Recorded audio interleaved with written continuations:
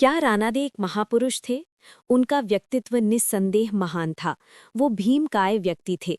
ये आशावादी स्वभाव, मिलनसार तथा हंसमुख मनोवृत्ति एवं बहुमुखी क्षमता वाले व्यक्ति थे।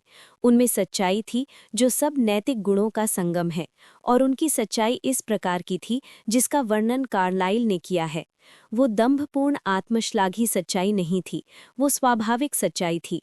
वो एक मूलभूत व स्वाभाविक विशेषता थी, उसमें बनावट नहीं थी।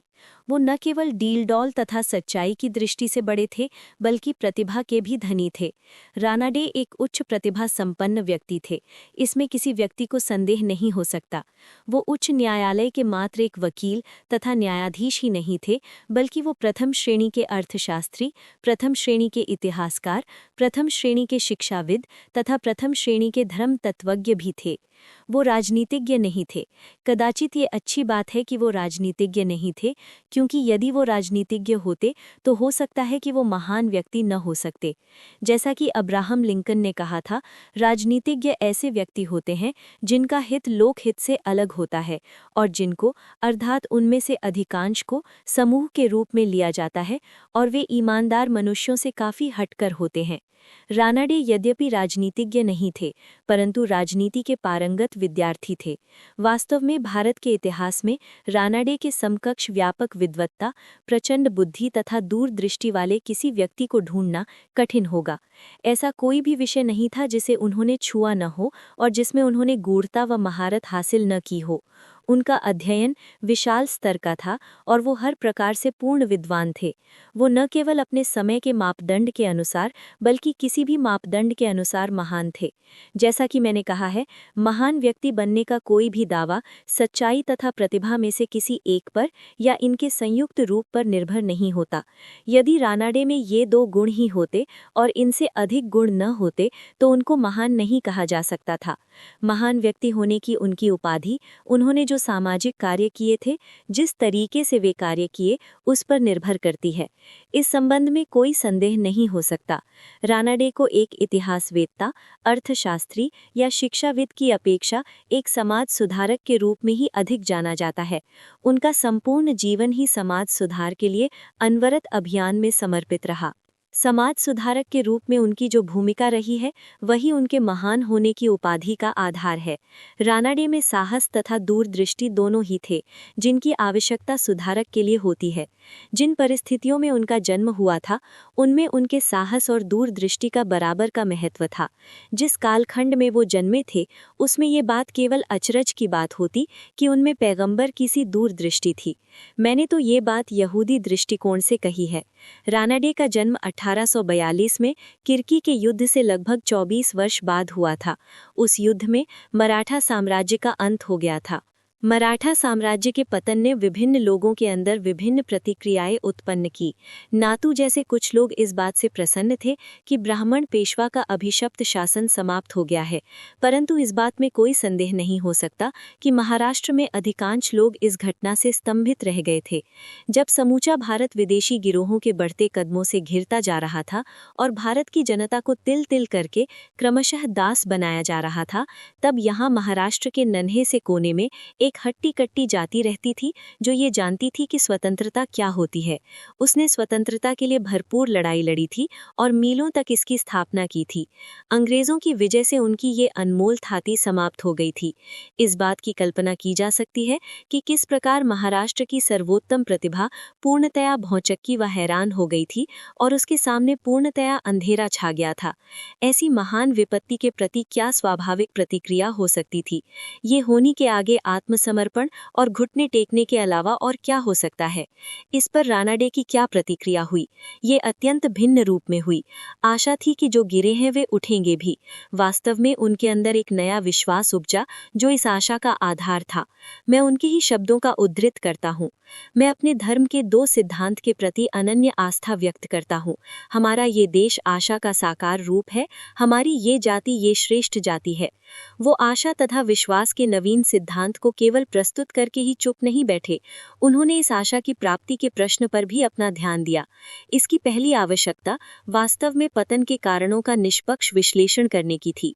रानाडे ने महसूस किया कि ये पतन हिंदू सामाजिक व्यवस्था में कुछ कमजोरियों के कारण हुआ था, और जब तक इन कमजोरियों को दूर नहीं किया जाता तब तक आशा व आकांक्षा पूरी नहीं हो सकती।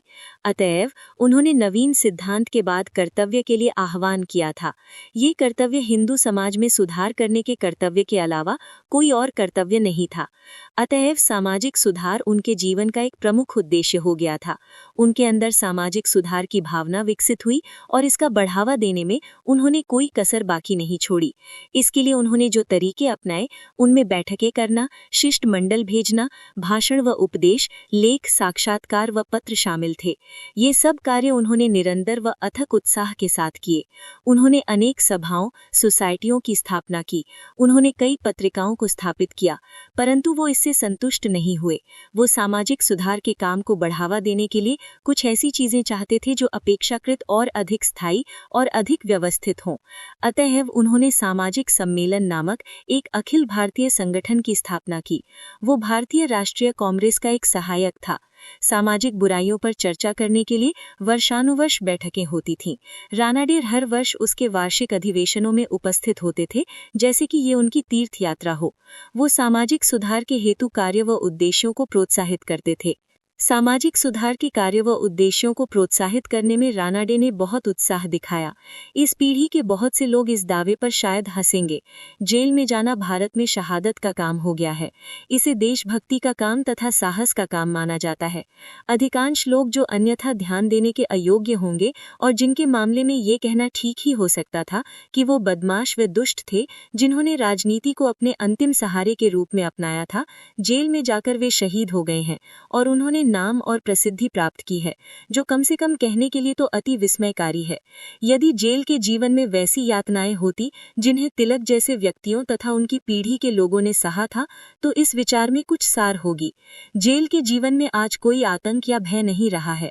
ये अब केवल नजरबंदी का मामला हो गया है।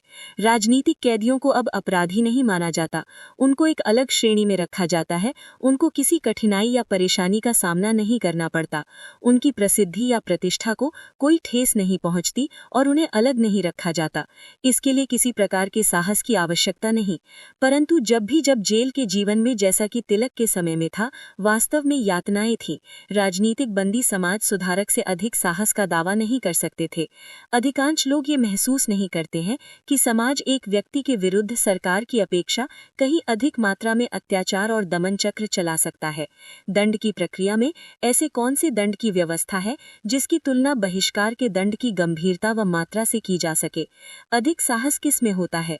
उस समाज सुधारक में जो समाज को चुनौती देता है और अपने लिए बहिष्कार की सजा को आमंत्रित करता है, या उस राजनीतिक पत्रभक्त में जो सरकार को चुनौती देता है और केवल कुछ महीनों की या कुछ वर्षों की जेल की सजा पाता है?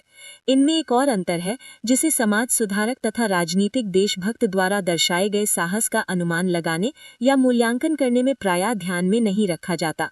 जब समाज सुधारक समाज को चुनौती देता है, तब कोई भी व्यक्ति उसका शहीद कहकर उसका स्वागत नहीं करता। कोई भी व्यक्ति उसका मित्र तक बनने के लिए तैयार नहीं होता। उससे लोग घृणा करते हैं और बचकर रहते हैं। परंतु जब राजनीतिक पत्रभक्त सरकार को चुनौती देता है, तो सारा समाज उसका समर्थन करता है, उसकी प्रशंसा की जाती है, उसकी सराहना की जाती है और उसे उद्धारक के रूप में तथा मुक्तिदाता के रूप में आदर किया जाता है। कौन अधिक साहस दिखाता है? वो समाज सुधारक जो अकेला लड़ता है, या वो राजनीतिक पत्रभक्त जो बहुत बड़ी संख्या में अपने समर्थकों के साथ लड़ता है? इस बात से इनकार नहीं किया जा सकता कि रानाडे ने समाज सुधार के कार्य को हाथ में लेते समय साहस दिखाया था। वास्तव में उन्होंने उच्च कोटि का साहस दिखाया था, क्योंकि आप ये बात याद रखें कि उनके समय में सामाजिक तथा धार्मिक प्रयासों तथा रीति रिवाजों को, चाहे वे जितने घटिया व अनैतिक थे, परम पवित्र तथा अलंघनीय माना जाता था। और जब उनके दैवीय व उत्कृष्ट तथा नैतिक आधार पर कोई संदेह प्रकट करता था या उस पर कोई प्रश्न खड़ा करता था, चुनौती देता था, तो उसकी बात को केवल एक अपसिद्धांत विरुद्ध ही नहीं माना जाता था, बल्कि उसे असहनीय ईषण निंदा व धर्म विरोध व देवद्रोह के रूप में माना जाता था।